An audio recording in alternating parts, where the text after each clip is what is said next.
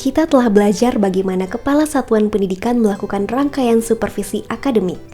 Lalu, apa yang dilakukan Kepala Satuan Pendidikan setelah memeriksa RPP, mengobservasi pembelajaran, dan memberi umpan balik? Apa yang dilakukan dengan hasil-hasil supervisi akademik tersebut? Apa yang Kepala Satuan Pendidikan lakukan setelah memeriksa rencana pembelajaran, mengobservasi pembelajaran, atau memberikan umpan balik? Setelah kita melakukan pemeriksaan rencana pembelajaran, mengobservasi rencana pembelajaran, termasuk di dalamnya adalah umpan balik, maka semua data-data itu kita dikumpulkan, kemudian diolah hasil pemeriksaan perencanaan dan observasi pembelajaran. Berdiskusi mengenai kebutuhan pendidik dalam mengembangkan diri dan peningkatan kualitas pembelajaran. Menentukan kegiatan pendampingan terhadap masing-masing guru disesuaikan dengan kompetensi dan kemampuannya dan sesuai dengan sumber daya yang dimiliki bersama pendidik.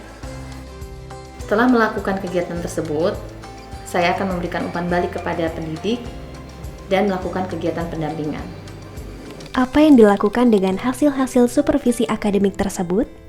Hasil-hasil supervisi akademik yang sudah kita dapatkan itu diolah untuk bahan diskusi dan bahan pertimbangan untuk melakukan pendampingan kepada para pendidik.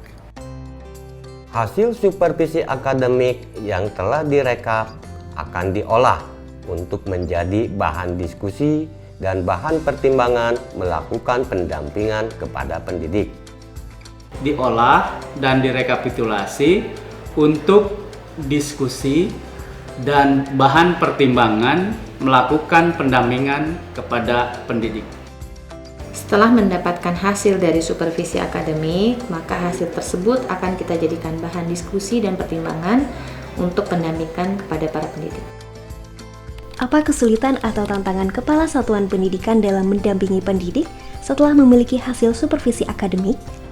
Kesulitan Kepala Satuan Pendidikan dalam mendampingi pendidik setelah memiliki hasil supervisi akademik adalah memilih materi pendampingan. Itu yang lebih sulit. Mengolah hasil supervisi akademik, memeriksa RPP, observasi pembelajaran, dan pemberian umpan balik. Mencari sumber daya pelaksanaan pendampingan. Karena jumlah guru yang cukup banyak dan padatnya rutinitas, maka cukup sulit untuk saya menentukan waktu pelaksanaan untuk pendampingan. Bagaimana Kepala Satuan Pendidikan mengolah data hasil supervisi akademik? Mengolah data hasil supervisi akademik caranya dengan menandai kompetensi-kompetensi yang masih butuh dikembangkan dari pendidik. Mengumpulkan catatan-catatan atau instrumen hasil pemeriksaan perencanaan pembelajaran, observasi, dan pemberian umpan balik. Menganalisis kompetensi prioritas yang butuh dikembangkan dari seluruh pendidik di sekolah agar para pendidik lebih dapat mengembangkan kompetensinya masing-masing.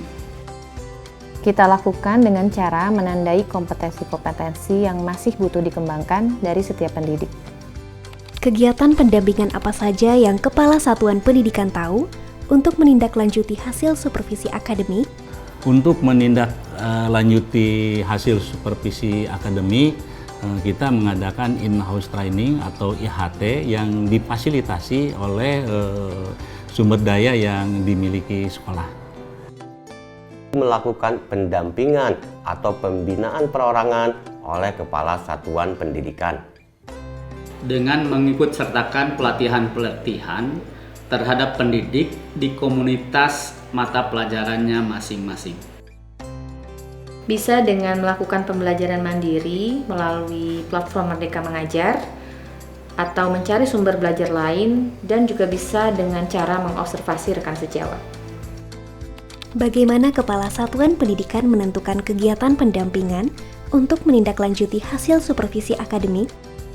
menentukan kegiatan pendampingan untuk menindaklanjuti hasil supervisi akademik, kita berdiskusi bersama pendidik untuk memilih kegiatan pendampingan. Mengidentifikasi sumber-sumber daya yang dimiliki oleh sekolah. Kita akan berikan beberapa pilihan kegiatan pendampingan, lalu berdiskusi bersama pendidik, dan kemudian menentukan kegiatan pendampingan mana yang cocok.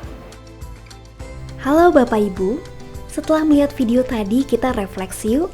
Kalau Bapak atau Ibu Kepala Satuan Pendidikan sekalian, 1. Apa yang dilakukan setelah memeriksa RPP, mengobservasi pembelajaran, dan memberikan umpan balik? 2. Apa kesulitan atau tantangan Bapak atau Ibu sebagai Kepala Satuan Pendidikan dalam mendampingi pendidik setelah memiliki hasil supervisi akademik? 3.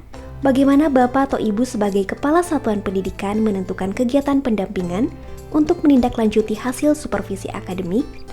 Yuk, berikan komentar Anda pada kolom cerita reflektif sebelum melanjutkan ke materi berikutnya.